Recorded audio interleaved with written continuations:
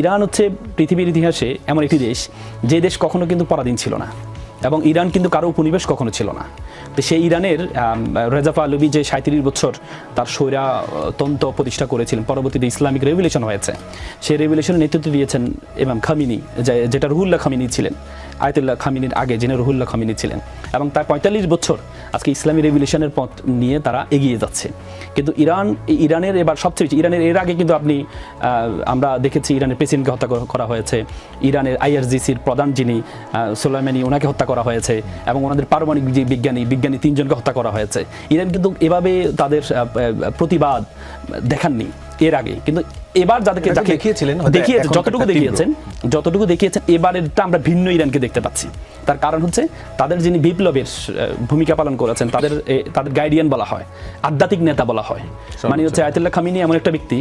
তিনি কিন্তু একজন প্রেসিডেন্ট, হাজার হাজার